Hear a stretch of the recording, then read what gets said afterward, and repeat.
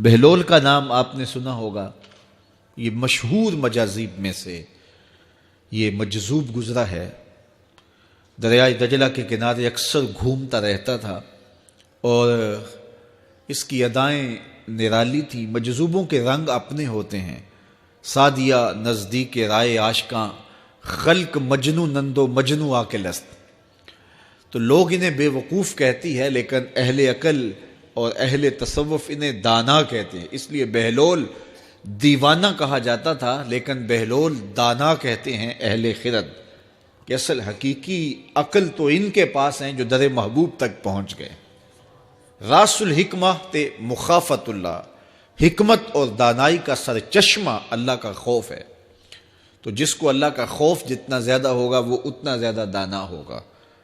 تو یہ لوگ اسی راستے کے مسافر ہوتے ہیں، اور کسی تجلی کے وفور سے شیشہ عقل ٹوٹ جاتا ہے تو پھر ان کی کچھ حرکتیں غیر مرتب ہو جاتی ہیں، تو لوگ سمجھتے ہیں یہ دیوانے ہو گئے ہیں۔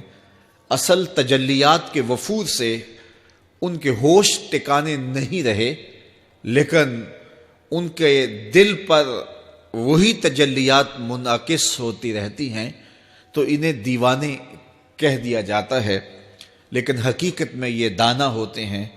ان کے اندر کی دنیا مرتب ہوتی ہے، لیکن باہر کی دنیا غیر مرتب ہوتی ہے۔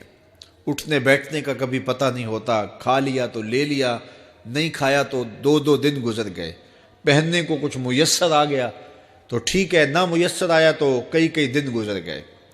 تو ان کو اپنے ظاہر کا خیال نہیں ہوتا، ان کی نظر مشاہدہ جمال پہ ہوتی ہے، اور پھر یہ دنیا سے اور اپنے آپ سے بھی بے گانے ہو جاتے ہیں، اور لوگ انہیں دیوانہ کہہ کے پکارتے ہیں۔ میں دریائے دجلہ کے کنارے حضرت سری سختی کے مزار پہ حاضر ہوا تو حضرت جنید بغدادی اور حضرت شیخ شبلی کے مزار پہ، حضرت ذوالنون مصری کے مزار پہ، اور دیگر مزار، یہ سارے دجلہ کے کنارے واقع ہیں۔ تو وہاں بچے کھیل رہے تھے، تو ہم نے ان بچوں سے پوچھا کہ یہاں کوئی اور مزار بھی ہے؟ تو انہوں نے اشارہ کر کے بتایا کہ آپ اس سمت جائیں تو آگے بہلول دانا کا مزار ہے۔ تو شوق تھا تو ہم وہاں گئے، تو بہلول دانا کا مزار تھا، باہر لگا ہوا تھا بورڈ، تو شکستہ سا مزار تھا، ہم اندر داخل ہو گئے۔ تو میں نے بہلول دانا کی قبر دیکھی کہ اس کی قبر کے اوپر جو غلاف پڑا ہوا تھا وہ بھی آدھا تھا اور پھٹا ہوا تھا۔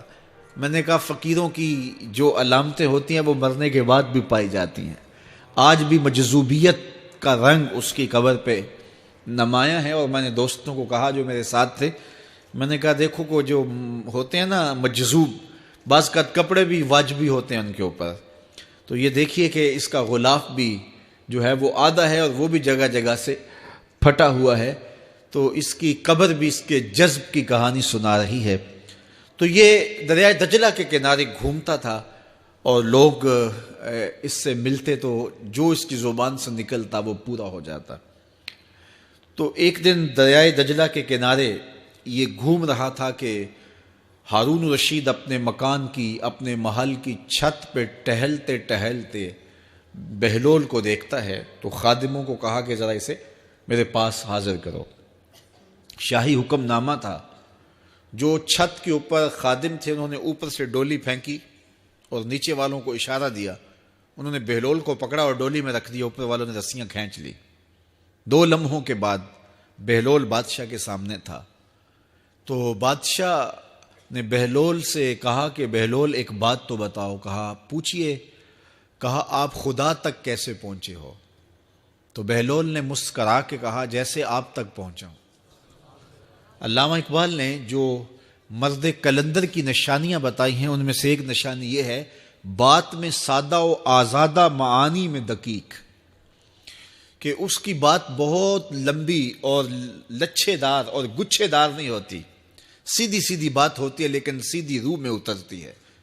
مختصر اور جامع کلام کا حامل ہوتا ہے اللہ کا بندہ۔ تو کہا کہ بادشاہ جیسے آپ تک پہنچا ہوں۔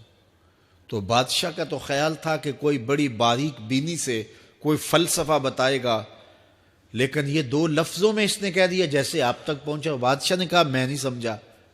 کہا بات تو سادہ سی ہے, تیری عقل میں نہ آئے تو میں کیا کر سکتا ہوں. کہا حضرت آپ سمجھا دیجئے. تو بہلول نے کہا کہ حضرت میں خود آنا چاہتا تو دیوان خانے میں جاتا, درخواست لکھ کے لے جاتا, پھر جمع ہوتی, پھر کئی واسطوں سے ہوتے ہوئے آپ تک پہنچتی.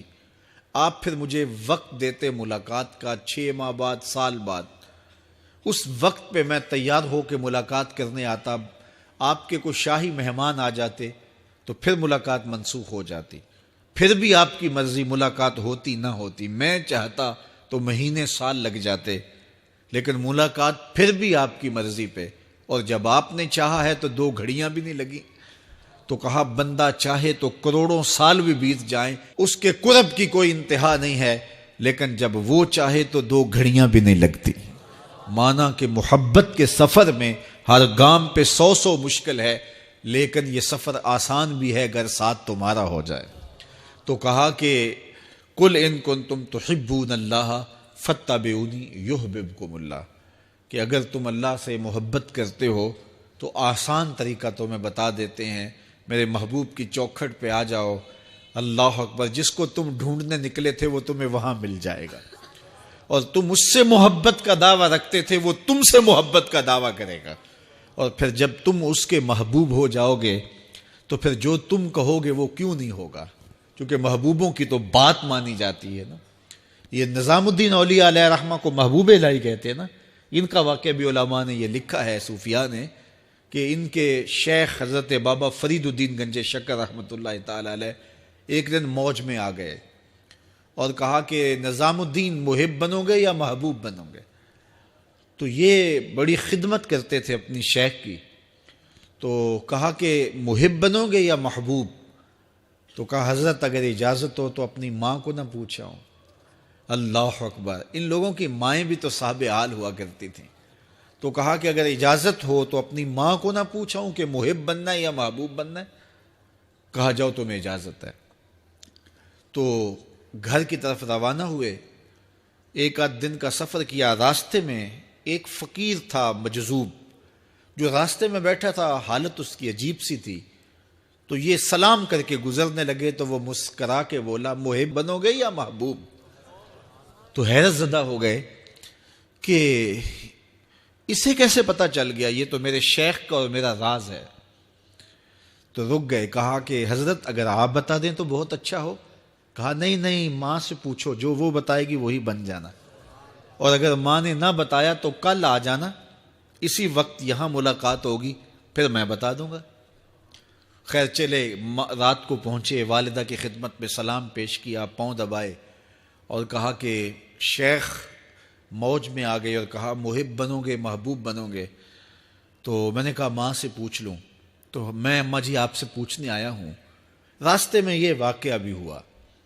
تو ماں نے کہا کہ بیٹے تم صبح ناشتہ کر کے پلٹ جانا, اور وہ جو راستے میں تیرے دل کی بات بوجھ گیا وہ کوئی صاحب حال تھا, وہ تمہیں صحیح بتا سکے گا کہ محب بننا کہ محبوب بننا. خیر یہ صبح ناشتہ کر کے ماں کے پاؤں پکڑے, اجازت طلب کی اور واپس نکلے. اور وہاں جا کے دیکھا تو کوئی فقیر نہیں ہے. بڑے حیرت زدہ ہوئے, دائیں بائیں سے پوچھا کہ یہاں کل ایک بابا بیٹھا تھا. کہا وہ تو کل کے فوت ہو گیا. تو کہا اس کی قبر کہاں ہے. کہا قبر کس نے بنانی تھی اس کی, وہ گندگی کے ڈھیر پہ لوگوں نے پھینک دیا. دل میں بڑے حیرت زدہ ہوئے, اتنا با کمال تھا, لیکن اپنی حالت یہ. خیر وہاں چلے گئے اور جا کے کھڑے ہو کے پوچھنے لگے, بندہ خدا دل کی باتیں بوجھتا تھا اور میرے ساتھ وعدہ کیا تھا کہ اگر ماں نے نہ بتایا تو کل آنا, اور اپنا پتہ ہی نہیں تھا کہ کیا ہونے والا ہے. یہ بات کہی تو بابا اٹھ کے بیٹھ گیا. عرش فرش تے بانگا ملیاں تے مکے پہ گیا شور, بلے شاہ سا مرنا ناہی تے گور پیا کوئی ہور. ہاں اٹھ کے بیٹھ گیا اور کہا کہ نظام الدین محبوب بننا محب نہ بننا. محبوں کا یہ حال ہوتا ہے, نہ کفن ملتا ہے نہ دفن ملتا ہے. محبوب بنو گے تمہاری قبر پہ بھی میلے لگیں گے. فاتبعونی یحببکم اللہ, اگر حضور کی اطاعت کرو گے, حضور کی فرما برداری کرو گے تو تم محبوب بن جاؤ گے. تو حضور کی محبت خدا کی محبوبیت کا ذریعہ ہے.